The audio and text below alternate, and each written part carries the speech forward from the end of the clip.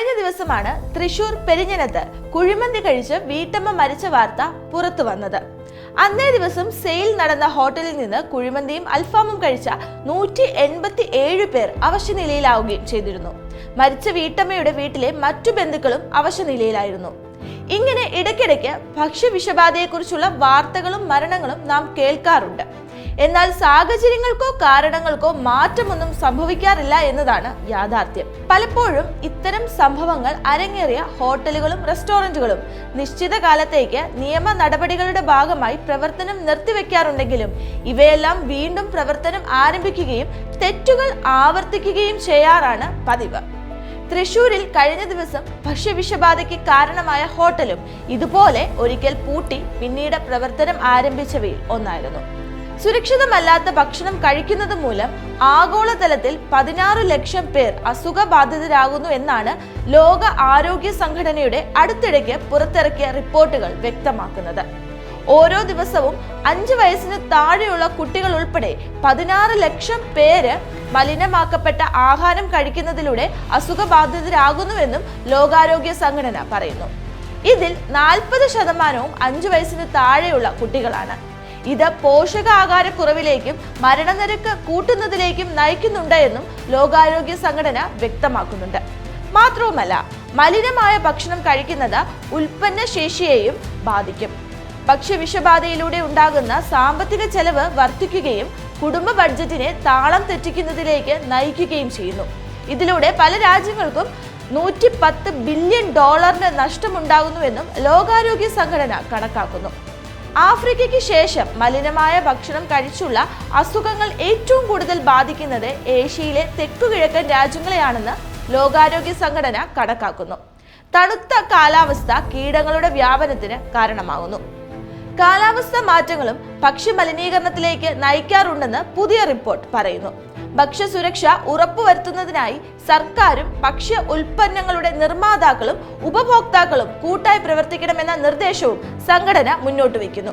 ഭക്ഷണം പാകം ചെയ്യുമ്പോഴും സൂക്ഷിച്ചു വെക്കുമ്പോഴും സംഭവിക്കുന്ന അശ്രദ്ധയും വൃത്തിക്കുറവുമാണ് ഭക്ഷണത്തെ വിഷമാക്കിയും അണുബാധയിലേക്ക് വഴിമാറ്റുന്നത്. ഹോട്ടൽ ഭക്ഷണം, പൊതുചടങ്ങുകളിൽ വിതരണം ചെയ്യുന്ന ഭക്ഷണം എന്നിവ വഴിയും ചിലപ്പോൾ വീട്ടുകളിൽ ഉണ്ടാക്കുന്ന ഭക്ഷണം വഴിയും ഭക്ഷ്യവിഷബാധ സംഭവിക്കാറുണ്ട്.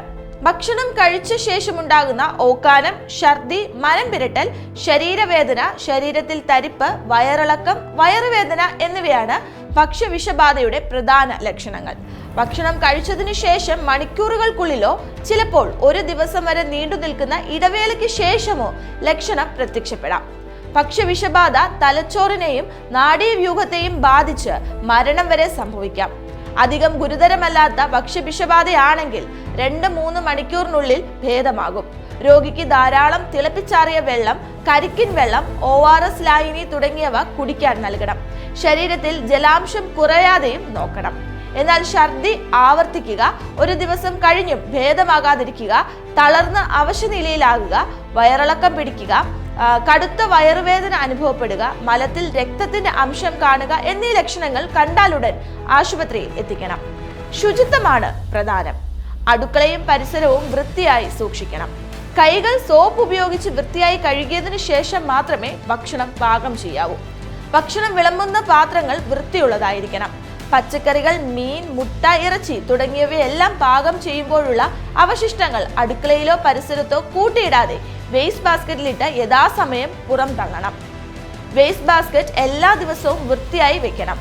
ഈച്ചശല്യം പരമാവധി ഒഴിവാക്കണം. ചീഞ്ഞ പച്ചക്കറികൾ, പഴകിയ മീൻ, മുട്ട, ഇറച്ചി എന്നിവ ഉപയോഗിക്കരുത്. പച്ചക്കറികൾ ഉപ്പും വിനാഗിരിയും ചേർത്ത് വെള്ളത്തിലിട്ട് നന്നായി കഴുകി മാത്രം ഉപയോഗിക്കണം.